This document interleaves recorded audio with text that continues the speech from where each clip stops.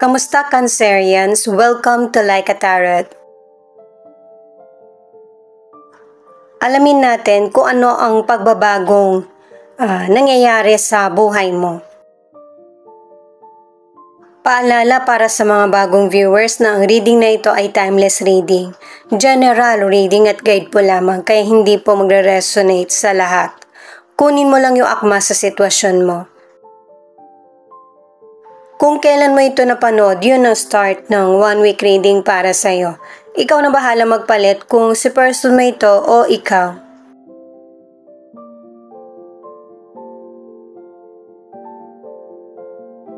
Itong tatlong cards na ito ang nagsasabi na mas safe sa iyo yung mag-slow down, mag-relax at saka i-let go yung mga konting problema.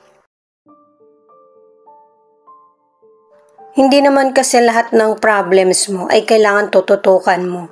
May mga problems na pwede mo namang hayaan lang. Kumbaga, hindi ganun kalaking issue. Gawin mo yung mga bagay na makakapagpasaya sa iyo. Napaka-importante na mga mahirap na experience na nangyayari sa iyo sa buhay. At sa sitwasyon na nangyayari, napaka-importante ng katotohanan. Ito yung dapat manaig. Meron tayong level at saka iba't ibang pamamaraan ng pangunawa. Kaya kailangan magpakatotoo ka sa sarili mo. Ano man yung sabihin ng kapwa mo sa iyo, wag mong pagdudahan yung halaga mo. At saka sa card mo may number 42. Ibig sabihin yan, maniwala at magtiwala sa journey na tinatahak mo. May mga tumutulong sa'yo sa landas na tinatahak mo. Spirit guide, angel mo, at lalo na si God. Alamin pa natin yung ibang detalye gamit naman ang tarot cards. Pagkatapos ng tarot cards, alamin natin yung message ng person mo.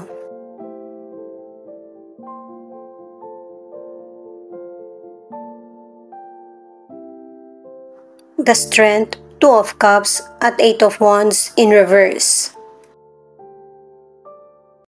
Pinapakita ng cards na ito na struggling ka dahil sa malaking problemang kinakaharap mo. At saka kinokontrol mo din yung galit at poot. Kasi napaka maunawain mong person, tumutulong ka sa kapwa mo. At yung pagiging kalma mo sa sitwasyon ang mas nagbibigay sa iyo ng power na para ikaw yung mag-handle ng sitwasyon. At saka itong journey lang na ito yung medyo mabagal yung progress at saka hindi magandang timing. Sa career, kahit naiisip mo na deserve mong magkaroon ng salary increase or ma-promote, at saka ang ilan sa inyo maganda yung ideas mo at saka creative ka kahit sa negosyo, ganun din. Meron ka ring kinukuhaan ng idea or meron kang kasosyo. Gusto mong maging success yung bawat plano mo. Pero katulad ng sinabi ng mga naunang cards at kahit dito sa tarot cards, kailangan ng timing. At yung timing na yun, hindi pa sa ngayon. Kaya kailangan mo mag-slow down. Pero dalawang cards na yung nagsasabi na deserve mo. Yung mga naiisip mo na increase patungkol sa career or negosyo. Sa mga single, dalawang cards na yung nagsasabi na meron kang bagong relasyon na mabubuo. Pareho kayo ng mindset. Pero hanggang dun lang yung gusto mo, hindi yung pangmalaliman na commitment. At saka ang ilan sa inyo ang gusto mo yung karelasyon na same gender, or yung magsasama lang muna kayo. At saka kung alam na sa sarili na mabilis kang matukso, ang dapat mong bigyan ng pansin ay kung paano mag-i-improve yung sarili mo. Ito naman yung message ng person mo sa iyo. Sinisikap na protektahan ng person mo yung relationship o yung love na nararamdaman niya para sa iyo. At yung person mo, nararamdaman niya at saka nakikita niya na happy ka na kayong dalawa yung magkasama.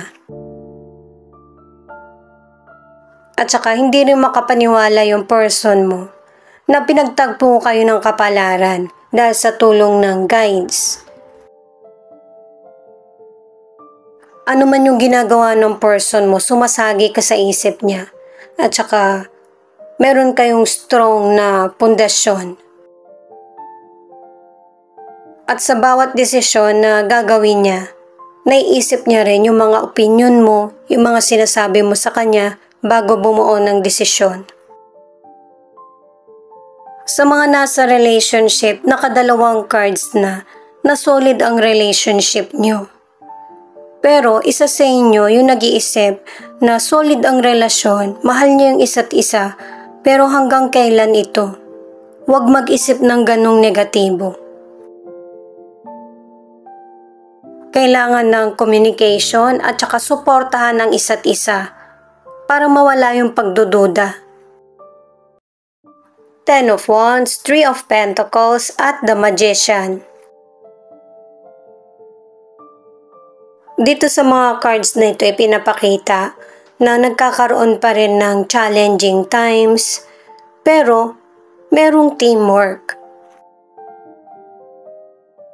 At yun yung mas makakabuti sa iyo. Nakadalawang cards ka na para sa teamwork. Ito kasi yung magiging daan para magkaroon ng golden opportunities. Sa financial, merong kakulangan pero wag mong hayaan na ito na lang yung i-focus mo. At yung kasipagan, pagkakaroon ng teamwork ang magiging solusyon sa mga financial problems mo. At ito rin yung nagsasabi na matatapos na yung financial problems mo. At yung mga hindi magandang na experience mo sa financial ang mas nagbigay sa'yo ng kaalaman. Natuto ka sa buhay kung paano kumita at kung paano mag-increase yung income mo. Matututo ka rin mag-manage ng financial na meron ka kung saan ito dapat ilaan.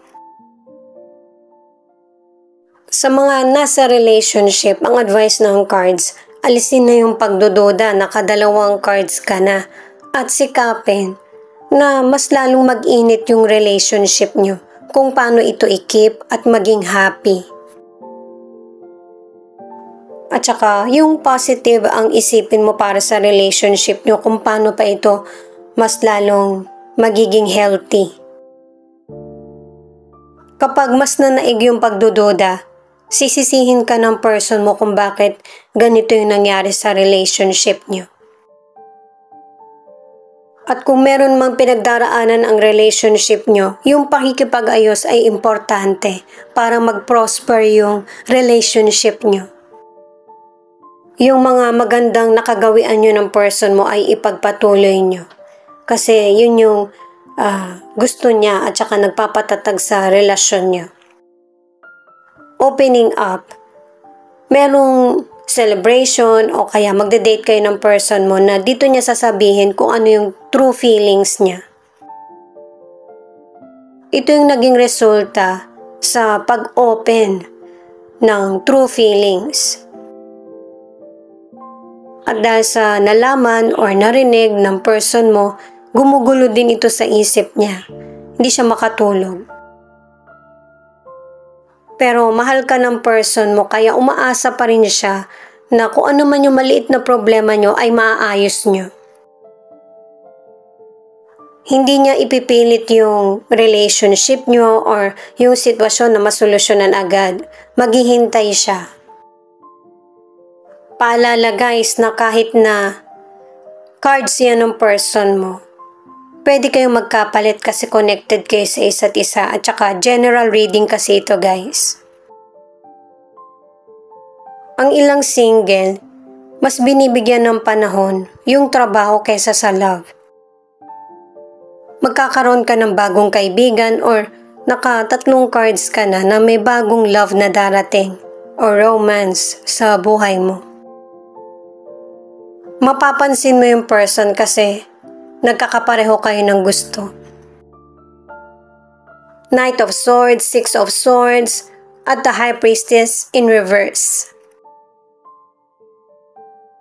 Kung titingnan mo yung mga cards, future na ito guys.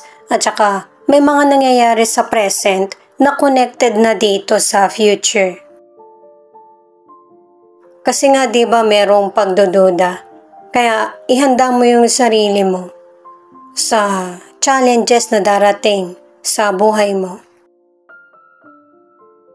Kahit na ito man yung mangyari, magkakaroon ng unti-unting healing at saka unti-unti na progress.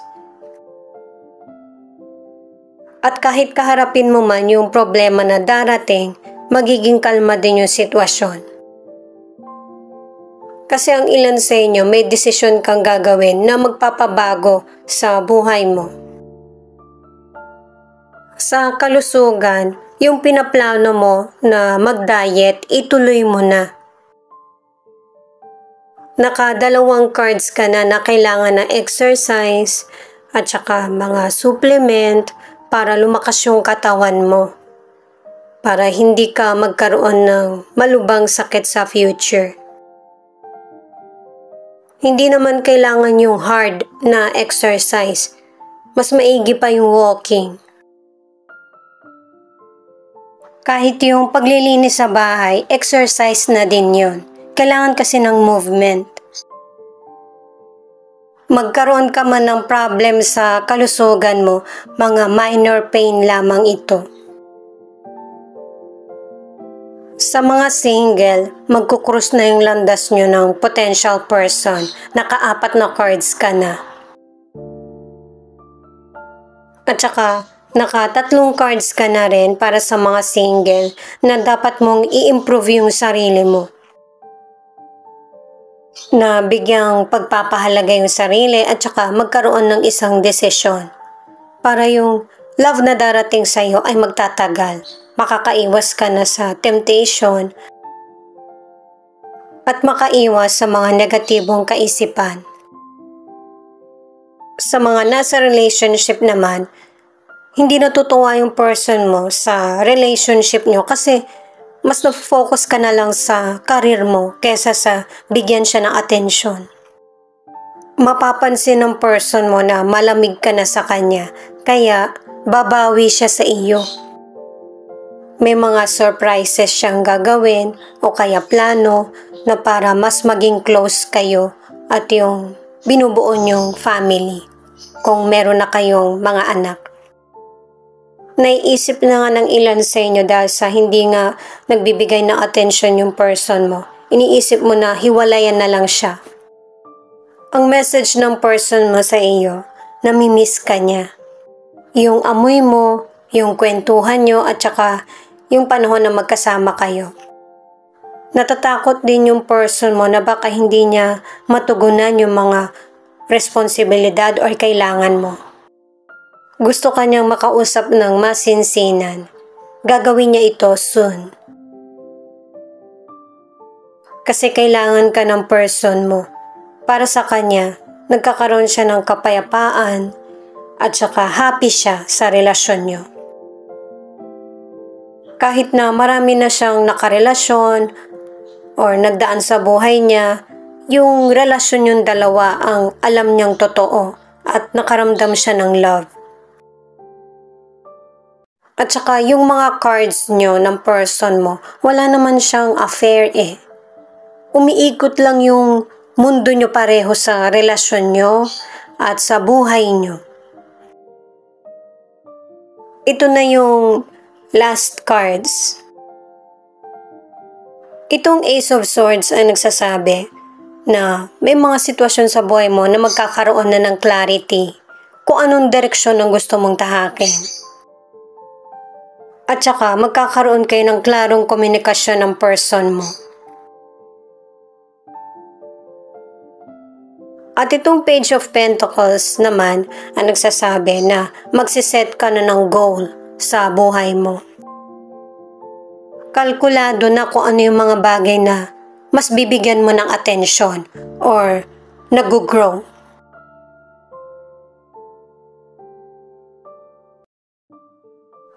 Itong The Lovers naman ang nagsasabi na hinahinay sa mga gusto mong desisyon at saka ito rin yung sign na tama yung direksyon na tinatahak mo at safe na ipagpatuloy yung relationship mo sa person mo. At ang paalala ng mga cards na ito na kailangan maging honest sa relationship, maging klaro sa pakikipag-communicate para pareho kayong makaiwas ng person mo sa misunderstanding at hindi maging problema.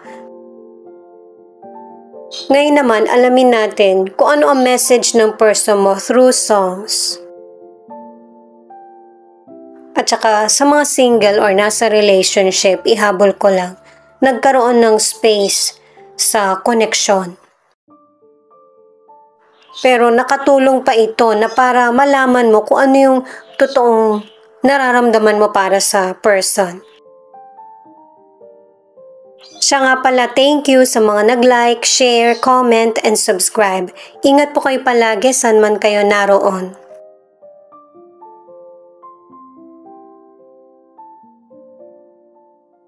When I'm Gone.